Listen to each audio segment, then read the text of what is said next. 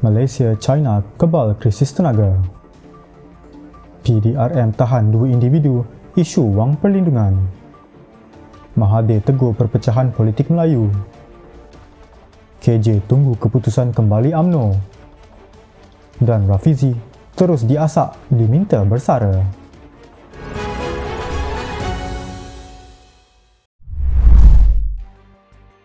Malaysia dan China dilihat sebagai antara ekonomi paling tahan di Asia ketika ketidaktentuan pasaran tenaga global semakin meningkat akibat konflik di Asia Barat.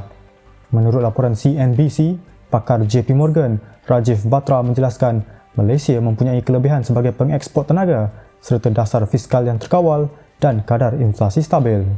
Beliau turut menyatakan China pula kurang bergantung kepada import tenaga kerana sebahagian besar elektrik dijana secara domestik selain memiliki rizab strategik yang kukuh.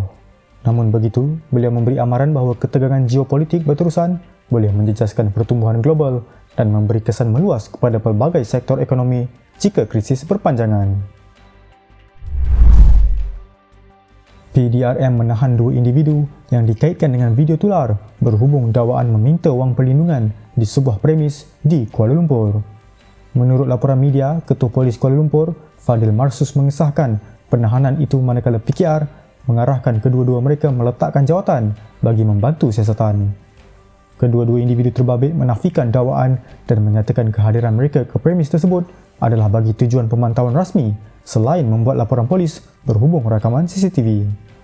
Dalam perkembangan sama, Hannah Yuh mengarahkan siasatan lanjut dijalankan sambil menegaskan tiada kompromi terhadap salah guna kuasa manakala DPKL menafikan sebarang kaitan dengan dakwaan tersebut. Tun Dr. Mahathir Mohamad mengingatkan bahawa terlalu banyak parti akibat perpecahan akan menyebabkan tiada pihak mampu memenangi PRU. Beliau menjelaskan bahawa keadaan itu menyukarkan pelantikan Perdana Menteri walaupun seseorang pemimpin mengetuai parti sendiri. Menurutnya, perpaduan dalam kalangan orang Melayu amat penting bagi memastikan kemenangan calon yang mewakili mereka. Beliau turut menegaskan bahawa perpecahan hanya membawa kepada kekalahan dan tidak memberi manfaat kepada mana-mana pihak dalam politik. Khairi Jamaluddin memaklumkan bahawa beliau telah mengemukakan permohonan untuk kembali menyertai UMNO dan kini menunggu keputusan pucuk pimpinan parti. Beliau berkata perkara itu dijangka dibincangkan dalam mesyuarat MKT pada 17 April seperti dimaklumkan oleh Muhammad Khalid Nordin. Khairi turut menyatakan kesediaan untuk kembali berkhidmat sekiranya diterima semula tanpa mengharapkan sebarang jawatan. Beliau juga memaklumkan bahawa pertemuan dengan Ahmad Zaid Hamidi telah diatur bagi membincangkan perkara tersebut.